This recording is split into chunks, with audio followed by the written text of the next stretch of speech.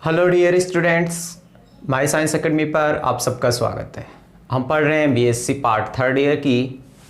Quantum mechanics और unit चल रही थी हमारी इवोल्यूशन ऑफ क्वांटम मैकेनिक्स। और लास्ट लेक्चर तक हम पढ़ चुके हैं ड्यूलोंग-पेटिट का model specific heat of solids के लिए, और लास्ट में देखा हमने जो आइंस्टीन ने जो मॉडल दिया था उसमें दोलित्र की माध्य ऊर्जा, यानी कि हमने देखा आइंस्टीन का जो मॉडल था उसमें दोलित्र की माध्य ऊर्जा क्या आई थी। अब हम आज देखेंगे कि स्पेसिफिक हीट ऑफ सॉलिड्स के लिए आइंस्टीन का मॉडल। तो स्टार्ट करते हैं कि हम जानते हैं कि आइंस्टीन ने ये कहा कि जो प्रत्येक अणु क्या होता है, स्वतंत्र होता है, और प्रत्येक अणु की जो स्वतंत्रता की कोटि होती है वो कितनी होती है,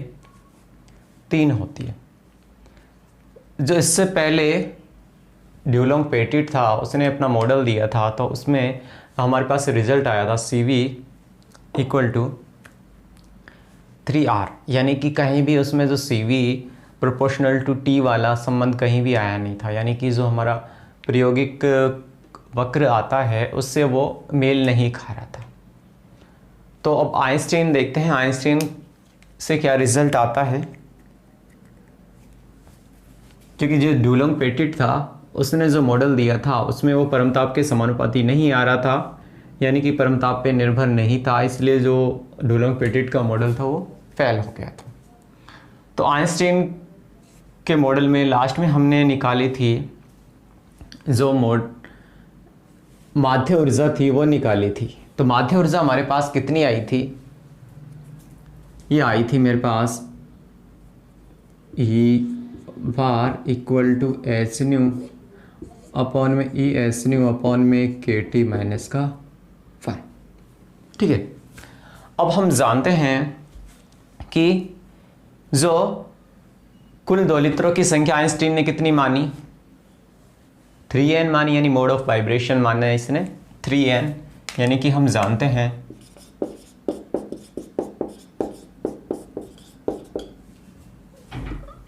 कुल दोलित्रों की संख्या इसने मानी है 3n, और जो कुल आंतरिक ऊर्जा होगी वो क्या होगी कि दोलित्रों की संख्या और जो माध्य एनर्जी है उसका गुणनफल होगी, यानी कि माध्य एनर्जी मेरी ये है, तो कुल आंतरिक ऊर्जा क्या हो जाएगी, कुल आंतरिक ऊर्जा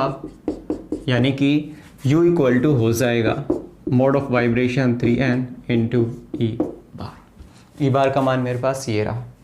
यानी कि U = 3n, E बार का मान h new E h new upon में KT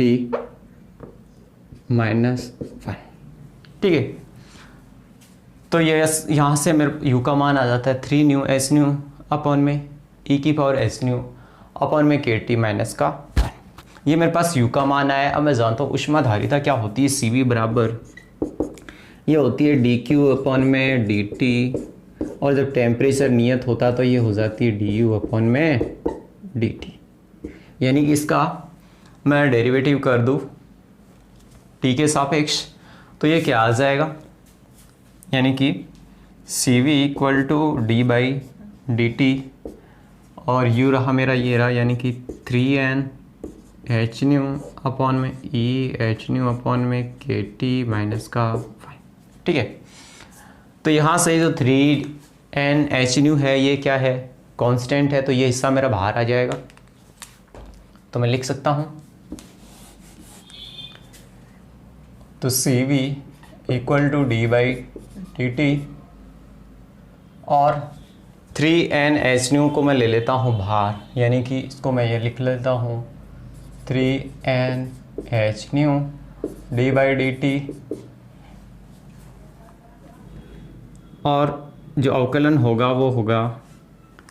1 में e की पावर एच न्यू अपॉन में के टी माइनस का 1, यानी कि इसका अवकलन होगा, यानी कि इसको मैं यूँ भी लिख सकता हूँ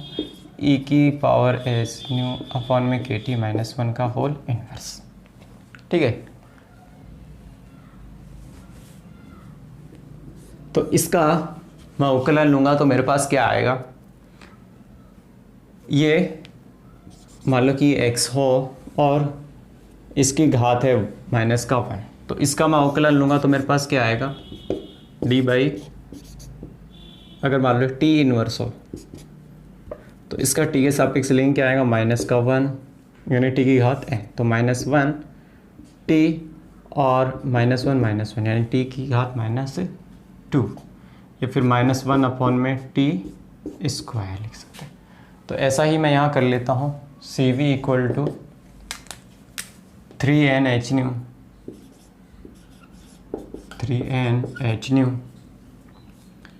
-1 EH न्यू अपॉन में KT -1, और इसका हो जाएगा होल स्क्वायर, -2 बनेगा, ऊपर नीचे आएगा तो ये प्लस का 2 स्क्वायर। अब मैं लूँगा इसका, तो EH न्यू अपॉन में KT का क्या आएगा, EH न्यू अपॉन में K, यानी कि सबसे पहले इसका e की घात का क्या आएगा, EH न्यू अपॉन में KT का EH न्यू अपॉन में KT, और इसका आ जाएगा इनटू H न्यू अपॉन में KT है, इसका क्या आ जाएगा, ये है H न्यू अपॉन में KT, इसको मैं ये लिख लूँ H न्यू अपॉन में K और ये T इनवर्स।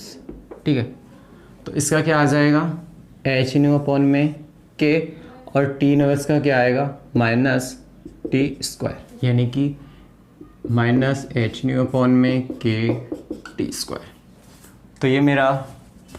इसका डेरिवेटिव आ गया।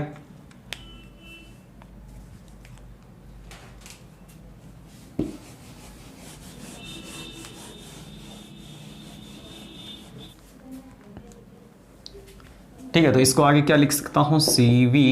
इक्वल टू 3NH न्यू,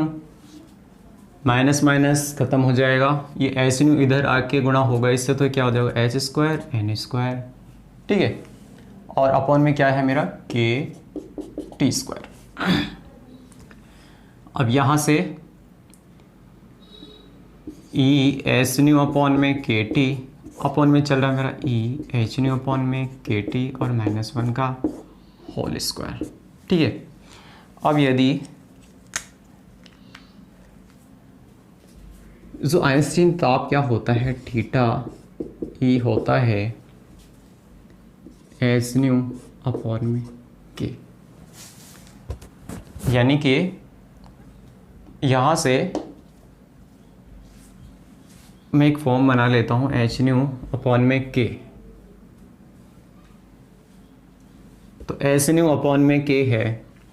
इसको मैं थीटा E यानी कि आइंस्टाइन ताप बोल सकता हूँ,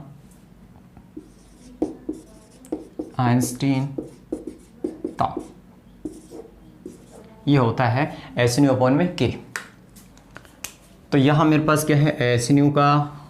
H square new square upon में है K, यदि मैं थीटा E करूँगा यहाँ से, थीटा E का स्क्वायर यानी कि H square new square upon में K स्क्वायर। तो यहाँ तो मेरे पास K है, तो मैं क्या करूँगा, K की अंश और हर में गुणा कर लेता हूँ, यानी कि इंटू K कर लेता हूँ अपॉन K। तो इससे मेरे को बेनिफिट क्या होगा, CV इक्वल टू 3N के ऊपर आ जाएगा ये एक, और यहाँ क्या हो जाएगा K स्क्वायर T स्क्वायर, यानी कि H square new square upon में ये मेरा T स्क्वायर इधर चल ही रहा है, ये आ जाएगा मेरा K स्क्वायर। तो इसको मैं क्या लिख सकता हूँ, H न्यू अपॉन में H square new square upon में K स्क्वायर को मैं क्या लिख सकता हूँ, आइंस्टीन ताप के, इंटू EH न्यू अपॉन में KT, अपॉन में ई एस न्यू अपॉन में के टी माइनस का 1 और इसका होल स्क्वायर। ठीक है, अब इसको तो मैं क्या कर दूंगा थीटा ई, यानी कि सी वी इक्वल टू हो गया 3। अच्छा, एन के को क्या लिख सकते हैं, एन के को लिख सकता हूँ मैं गैस नियतांक के बराबर, एन के इक्वल टू आर, यानी कि गैस नियतांक।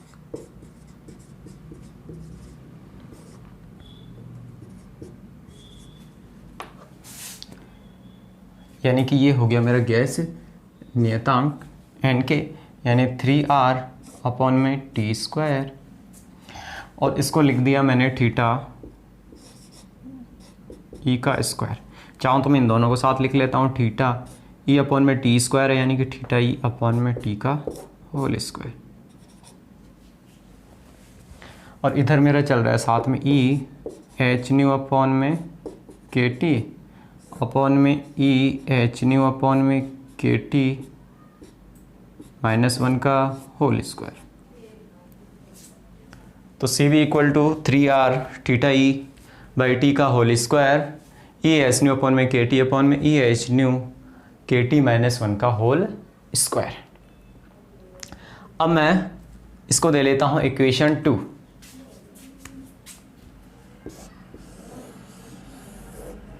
इक्वेशन 2, यदि जो मेरी u इक्वल टू थी 3n बाई ई बार, उसको इक्वेशन 1 मान लूँ, इसको इक्वेशन 2 मान लूँ, तो ये मेरी ऊष्माधारिता, विशिष्ट ऊष्मा या विशिष्ट ऊष्माधारिता सी वी इक्वल टू आ गई 3r, और ये जो मेरा है ये इसका क्या है मल्टीपल में। अब उच्च तापों पर क्या होता है वो देखते हैं हम केस। तो फर्स्ट मैं देखता हूं उच्च तापों के लिए, केस फर्स्ट है मेरा उच्च तापों के लिए। तो उच्च तापों के लिए मैं ये मान लेता हूं कि जो मेरा परम ताप है T, वो क्या होता है आइंस्टीन ताप से बड़ा होता है बहुत। T is greater than theta E. यदि ऐसा है T is very very greater than theta E, तो क्या मैं इसको ऐसे लिख सकता हूँ कि 1 is greater than theta E upon में टी, यानी कि एक की तुलना में जो ये रेशो होगा वो क्या होगा बहुत लेस देन होगा, यानी कि theta E by T is very very less then 1। तो क्या मैं ऐसा लिख सकता हूँ कि ई की घात यानी कि exponential theta E by T is very very less than E की घात 1 लिख सकता हूँ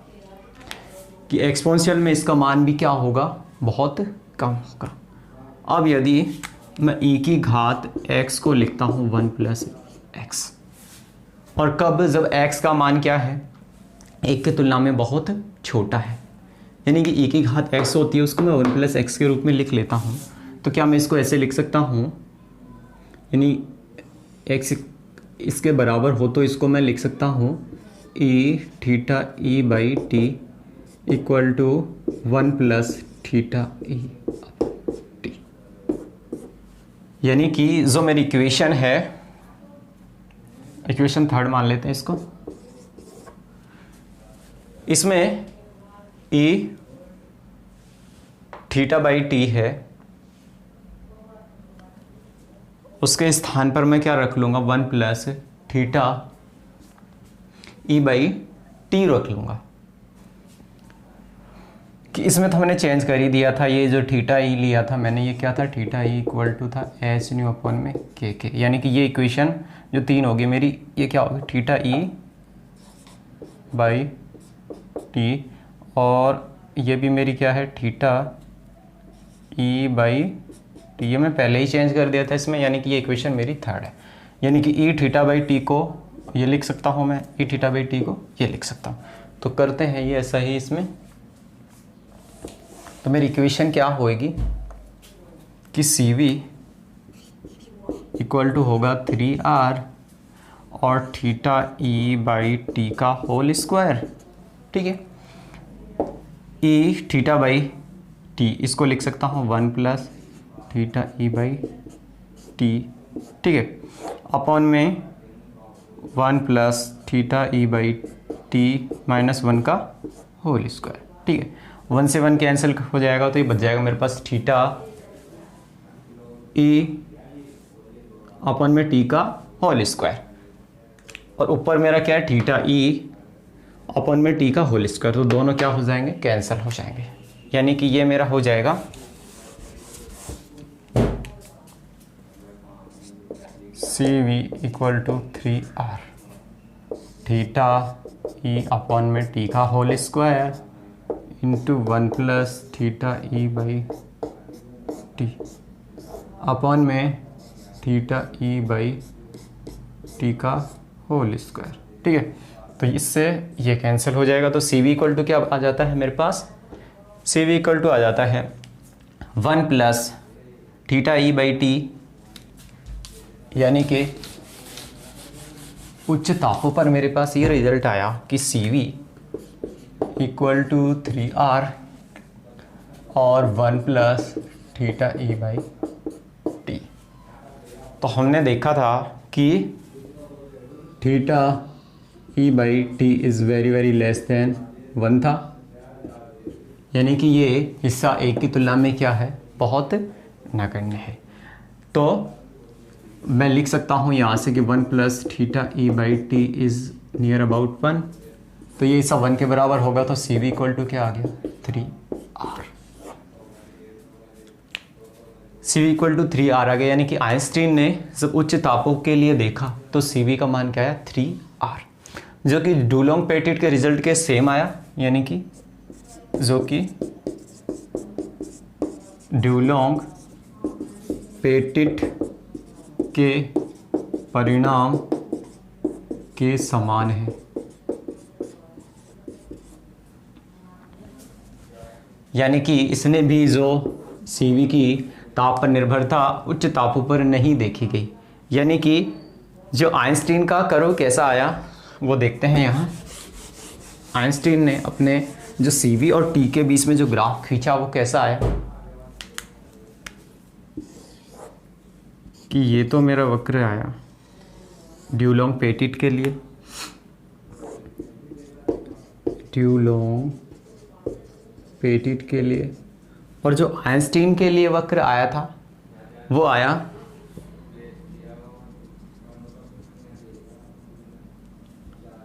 और इसके लिए जो CV का मान आया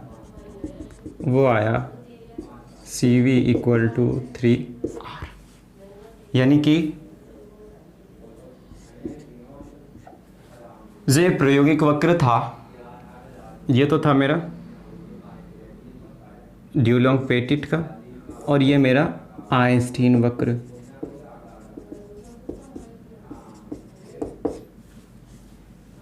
यानी कि जो ये प्रायोगिक वक्र है उससे उच्च तापों पर जो आइंस्टीन का वक्र क्या है, समानता दिखाता है। यानी कि जो उच्च तापों पर जो CV परम ताप पर निर्भर नहीं कर रहा है, यानी कि CV इक्वल टू 3r यहाँ पर रिजल्ट आया, तो जो आइंस्टीन है वो भी इसकी अच्छे से व्याख्या नहीं कर पाया। तो इसके बाद आएगा डिबाई, और डिबाई इसकी अच्छे से व्याख्या करेगा।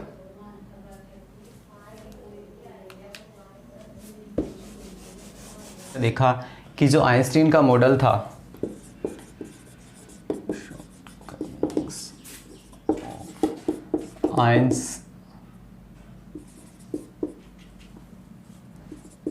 आइंस्टीन मॉडल, यानी कि आइंस्टीन मॉडल की कमियां कि एक तो जो आइंस्टीन वक्र था वो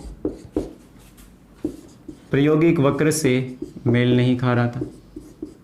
प्रायोगिक वक्र से मेल नहीं खाता। सेकंड, आइंस्टीन ने कहा था कि प्रत्येक अणु क्या होता है, स्वतंत्र होता है, जैसे कि गैसों में होते हैं, यानी कि ठोसों में अणु परस्पर क्या होता है, स्वतंत्र होते हैं। लेकिन जो अणु क्या होता है स्वतंत्र रियलिटी में, और अणु स्वतंत्र नहीं होते, यानी कि ठोसों में अणु स्वतंत्र होते हैं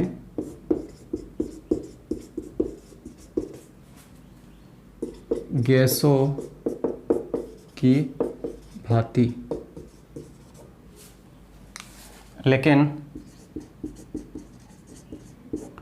वास्तव में अणु स्वतंत्र